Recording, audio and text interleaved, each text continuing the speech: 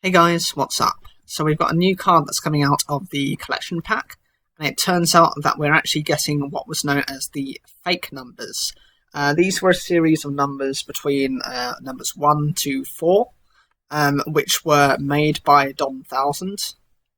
Of course, he had the original numbers, which were those number gates that you have seen in some of the previous video.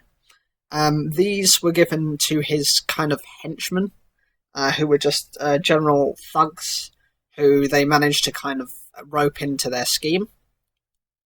That, in some respect, might mean we should be getting the other numbers as well. I can't remember number 1, but I know, I think it was number 2 was a mosquito, and number 4 was a type of squid-looking creature, which had an effect to deal with water attribute monsters, because it was used against shark. This is number 3, Circada King. It's a rank 3 wind insect Xyz effect monster with 1200 attack and 2500 defense, and it requires 2 level 3 monsters. You can use each effect among the first and second effects with this card's name only once per turn. If this card's battle position is changed, you can special summon 1 insect monster from your hand or graveyard in defense position.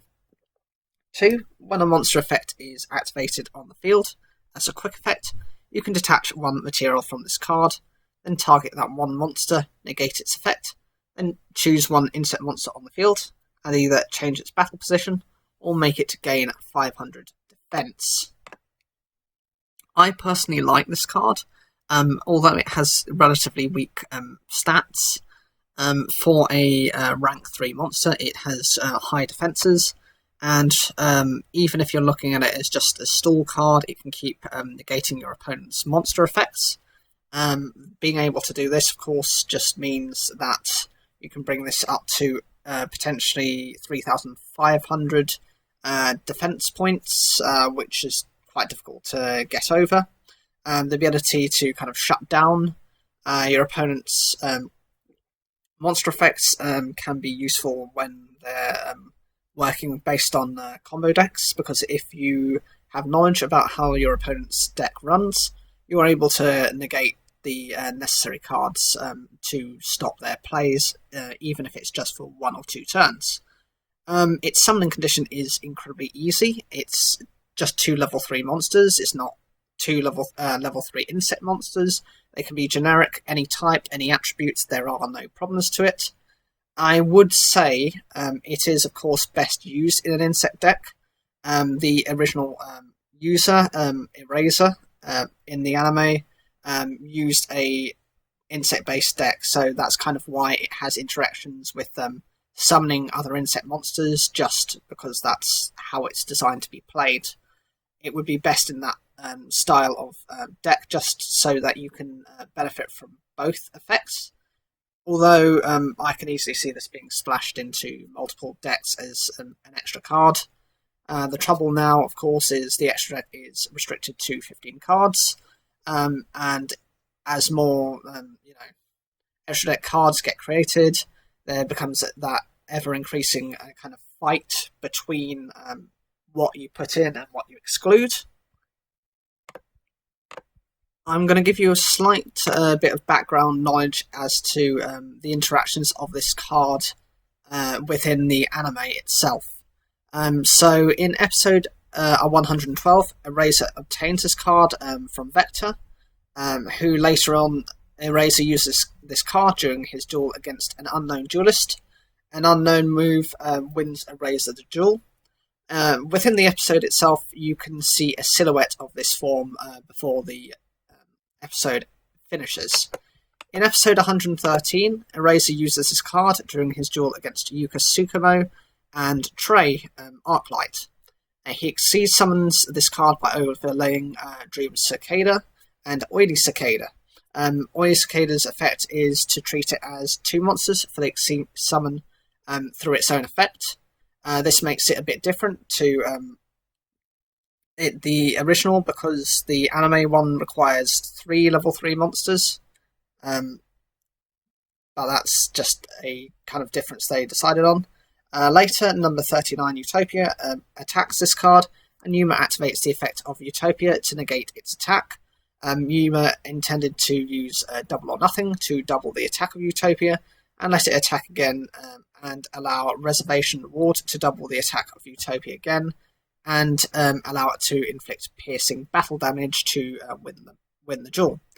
Eraser then stops this by activating its effect to detach an overlay unit, to negate the effects of Utopia, and to increase its defense by 500, causing the attack to fail. Later on in the duel, Trey activates the effect of number 33, Chronomally Machu Mech, to inflict 800 damage to Eraser, which was after the attack of Machu Mech was increased by 800 due to Chronomally Pyramid Eye Tablet, but Eraser activates this card's effect to detach an overlay unit again to negate Chronomally Machu Mech and increase this card's defense by 500. After Trey activates the effect of Reservation Reward to set Heart of Stone, Chronomally Machu Mech attacks this card.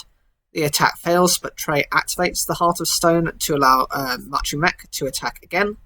Due to Reservation Reward, the attack of Chronomally Machu Mech is doubled during the battle phase only, and it can inflict piercing battle damage. Machu Mech then attacks this card, but Eraser activates Cicada Illusion to prevent this card's destruction. However, Machu Mech still inflicts piercing damage. Later, Eraser switches this card to attack position, and the effect of Cicada Illusion increases this card's attack equal to its defense. This card then attacks Utopia, but Trey activates Orichalcum Mirage to change the attack target to Machu Mech. This card then attacks and destroys Machu Mech. Eraser then activates for Final Cicada. This card then attacks and destroys, which during Eraser's standby phase will inflict damage to his opponents equal to the battle damage dealt. Later, number 6, Chronomally Atlantis, whose attack was 5,900 due to Chronomally Pyramid Eye Tablet and Chronomally Atlantis being equipped with Utopia. Attacks this card, and Yuma activates Overlay Stopper to negate the attack. Yuma then activates Double or Nothing to double the attack of Chronomally Atlantis and let it attack again. Due to the effect of Reservation Reward, the attack of Atlantis is doubled once again. Atlantis then destroys this card, winning Yuma and Trey the duel. Later after the duel, Yuma gives this card to Trey as proof of their friendship and trusts him to keep it safe. We see this card in episode 122.